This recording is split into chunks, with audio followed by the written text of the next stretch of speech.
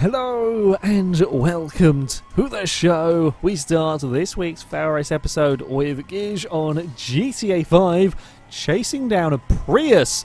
We learn that the Prius is mortal enemy. It turns out the best way to possibly defeat them is with a fire hydrant as it gets battered around between buffaloes, clips the fire hydrant and gets launched into the air and rolled over.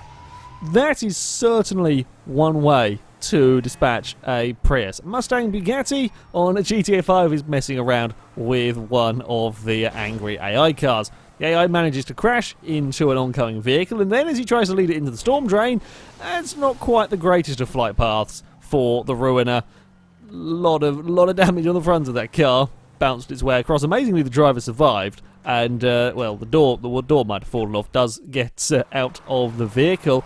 Brady Breeze is doing one of the single-player races. I like this rally stage. It's a fantastic little road to drive down. Is finding it a bit too easy. Decides to stop up and wait for the AIs to catch up to make things a little bit more interesting. Or the AIs have other ideas. The first three go for a roll train. That's seriously impressive. Well done, guys. Well done for managing to go over there. Speaking of rolls, the Cookies 201 on Drive Club pushes out a little bit too hard, ends up out in the ditch, and over we go, bouncing its way down the road. 3 or 4 rolls in all of that. Drive Club certainly does a good job of making rolls feel spectacular. We're on to a driver San Francisco next, using one of the ramp trucks and managing to park the Charger perfectly on the back of another AI vehicle. Assassin 55X on Carmageddon max damage. I don't like this particular track, and he finds a reason not to like the track either. Overshoots the jump and lands perfectly stuck on top of a building.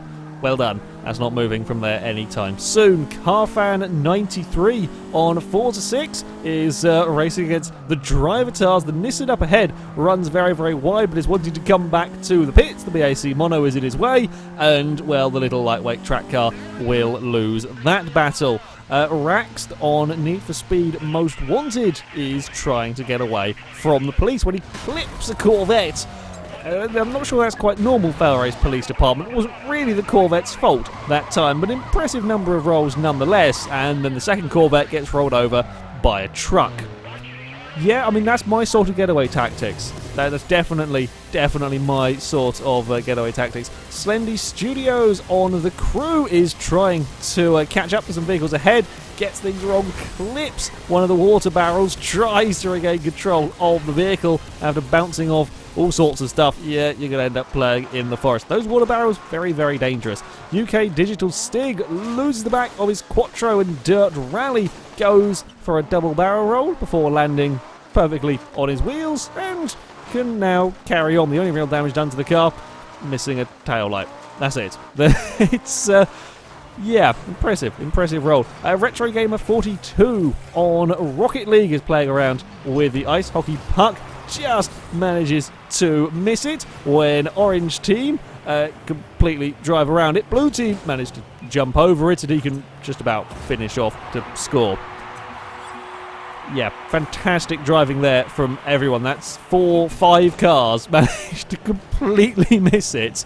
And an easy tap in. CBZ Rogue D90 on iRacing has the safety car taking an interesting route around Bathurst. I think perhaps a little bit of lag involved, but quite. I love how it just kind of ends up outside the track and then rejoins from the little escape road. It's into the wall, and there we go. Rip it. It looks much better from the onboard camera. Yeah, safety cars are magical apparently on iRacing. Crispy-eyed Hobo on Project Cars is driving the Zack Speed Capri when up ahead the AIs have taken a little bit too much curb at the bus stop.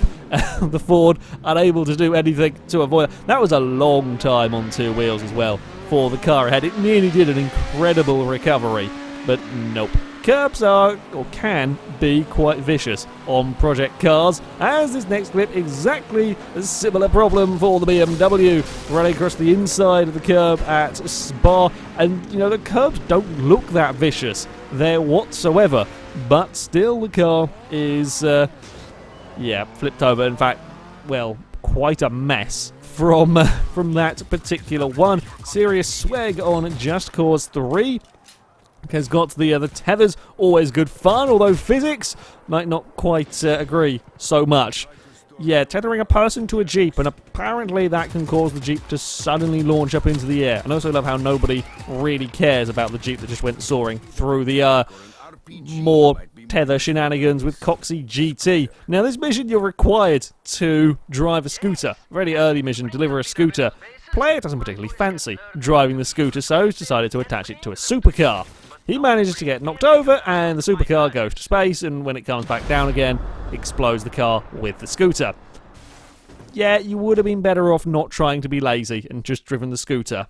That would have been the easy solution. Finally, we are on to Stock Car Extreme with that Mudkip racing one of the go-karts when physics has given up.